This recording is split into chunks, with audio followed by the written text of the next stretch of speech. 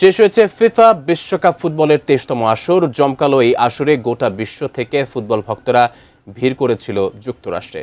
এদিকে বিশ্বকাপের আড়ালে ওত পেতেছিল মানব পাচারকারীরা। ফলে এই মহাযজ্ঞ চলাকালে অত্যন্ত কঠোর অবস্থানে ছিল মার্কিন প্রশাসন। মাঠের তুমুল লড়াইয়ের মধ্যেই পাচারকারীদের ধরতে জাল ফেলেছিল মার্কিন গোয়েন্দারা।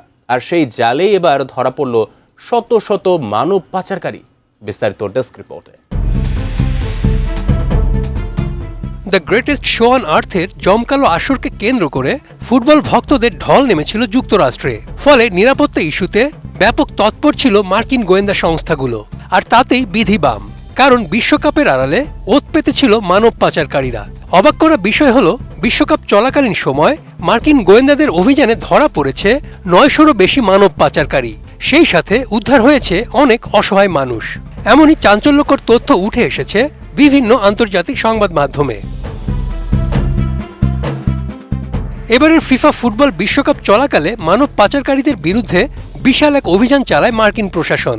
ফক্স নিউজের এক প্রতিবেদনে বলা হয়েছে, আমেরিকার বিভিন্ন শহর থেকে 900 জনেরও বেশি সন্দেহভাজন পাচারকারীকে গ্রেফতার করা হয়েছে। সেই সাথে এই সফল অপারেশনের মাধ্যমে উদ্ধার করা হয়েছে 180 জন ভুক্তভোগীকে। তাদের মধ্যে অন্তত 30 জন শিশু রয়েছে।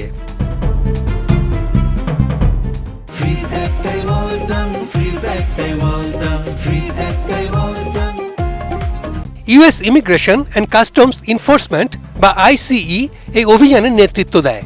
তারা দেশটির বিভিন্ন সংস্থার সঙ্গে মিলে কাজ করেছে। যুক্তরাষ্ট্রের যেসব শহরে খেলা চলছিল সেখানে বিশেষ নজরদারি চালানো হয়।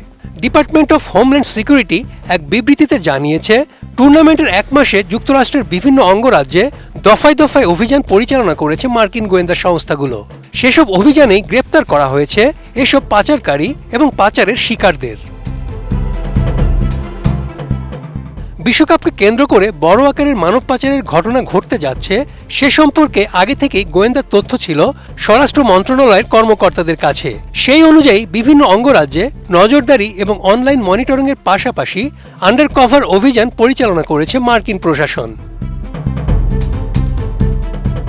মার্কিন স্বরাষ্ট্র মন্ত্রণালয়ের সহকারী সচিব লরেন বিস বিবৃতিতে জানিয়েছেন, যখন মার্কিন এবং আন্তর্জাতিক দর্শনার্থীরা ফিফা বিশ্বকাপ টুর্নামেন্ট উপভোগ করছিল, যুক্তরাষ্ট্রের আইন শৃঙ্খলা বাহিনীর নারী ও পুরুষ সদস্যরা তখন দেশজুড়ে মানব পাচার বিরোধী অভিযানে ব্যস্ত ছিল।